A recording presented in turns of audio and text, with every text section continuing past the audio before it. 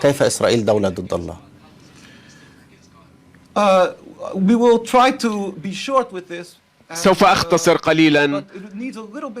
الأمر يحتاج إلى شرح. باختصار. اليهودية دين من آلاف السنين، له كتاب التوراة من الله للشعب اليهودي، والشعب اليهودي يتبعون التوراة دائما. كتاب التوراة يقول إن الجيش اليهودي أعطي أرضا، ومن يرتكب الخطيئة يخرج من الأرض. وكتب الأنبياء تقول بكل صراحة أننا طردنا بسبب خطيئتنا من تلك الأرض. كل يهودي يعترف بذلك. نحن نقول ذلك في صلواتنا.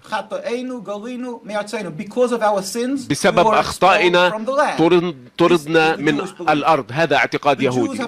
اليهود قبلوا بهذا العقاب من الله، وقبلوا أن يعيشوا بين الأمم بسلام وباحترام القانون في كل بلد يقيمون فيه. إلى 100 سنة تقريبا عندما جاءت الصهيونية وجاءت حركة الإصلاح التي تركت الديانة اليهودية التي تتبع التوراة. من هناك ولدت حركة الصهيونية. هؤلاء لم يكونوا متدينين. فيدل هرتزل وأصدقائه كانوا غير متدينين، لقد تركوا تعاليم التوراة. ولذلك عندما رأوا معاناة الشعب اليهودي ضد المعاداة الإسلامية، بدلا من أن يقبلوا ذلك بأنه حكم من الله، كما قال التوراة أنه إذا عوقبت فإنك تتوب. كما تقول أنت أنهم الصهيونية اخترقت الديانة اليهودية، لماذا اليهودية وليس دينا آخر؟ بكل بساطة لقد كانوا يهودا، ولدوا يهودا، وأرادوا أن يحولوا اليهودية التي كانت تمنعهم من التمييز من شعوب أخرى، لأن الناس كانوا ينظرون إليهم كيهود، وأرادوا الابتعاد عن ذلك التمييز، وبذلك قاموا بتحويل اليهودية من دين روحي قدسي إلى حركة وطنية علمانية، كيان علماني، أن نقيم دولة ونحمي أنفسنا ولا يزعجنا أحد. هذه بالنسبة إلينا كفر ضد الله، لأن الإنسان دولة إسرائيل الآن كفر ضد الله. نعم بالتأكيد، إن الله منعنا وقال سأبقيكم في التشرد كعقوبة، وعليكم أن تتوبوا وتتقربوا إلي. أما أن تفروا وتحاربوني وتقيموا دولة فإنكم تحرضون ضد الله. أنتم تقولون أن فلسطين للفلسطينيين وإسرائيل الآن دولة غير شرعية. في المظاهرة التي كانت في واشنطن السبت قبل الماضي كان هناك بيان لك رأيته وقرأته على الإنترنت، وقلت أنه لن يعم سلام في الشرق الأوسط إلا بإزالة إسرائيل. هل تطالبون بإزالة إسرائيل؟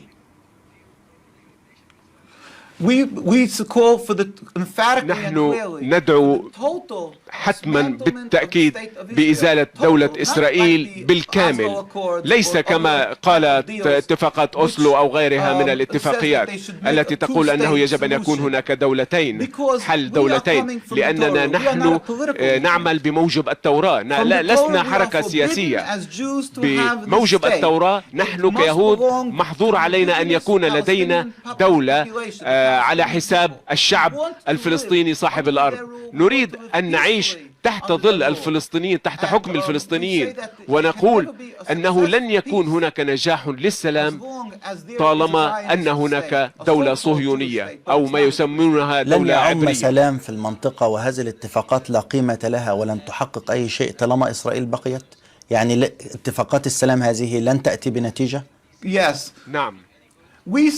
نحن نقول وقلنا هذا أيام أوسلو، تظاهرنا في واشنطن وفي مدريد وقلنا إن هذه الاتفاقيات لن تكون ناجحة ولن تأتي بالسلام، لأنه طالما أن هناك دولة فهذا تمرد ضد الله، والتمرد لا ينجح.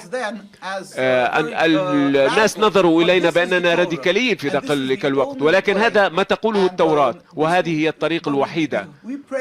نحن نصلي دائما أن يكون إزالة دولة إسرائيل بطريق سلمي، وأن لا يسفك فيه دم فلسطيني أو يهودي. نحن نصلي دائما أن تنتهي دولة إسرائيل بدون سفك دماء.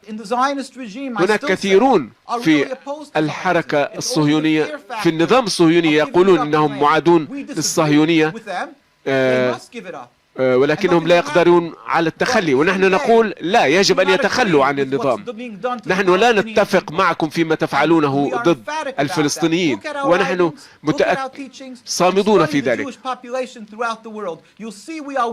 نحن معكم ونشعر بآلامكم، ولكننا لا نقدر أن نفعل شيء سوى الصلاة. ما رؤيتك لمستقبل إسرائيل؟ أنا مسرور أنك سألتني هذا السؤال. إن دولة إسرائيل سوف تنتهي لا محالة، لأنها ضد الله. الله لا يريد إسرائيل. إن خطتنا هو أن يتم ذلك بسلام وبسرعة وبدون ألم وسفك دماء، ليس للفلسطينيين، للطفل الفلسطيني أو لأي شخص ولا أي يهودي الذي لم يفعل شيئا في هذه الجريمة. لا يجب أن يكون هناك سفك دماء، ولكن نريدكم أن تفهموا، وطبعا سوف يكون هناك سيادة فلسطينية. نحن ننتظر عودة المسيح ولا ننتظر عودة دولة إسرائيل. هذا لا يعني أنه حسب التوراة لن يكون هناك دولة إسرائيل.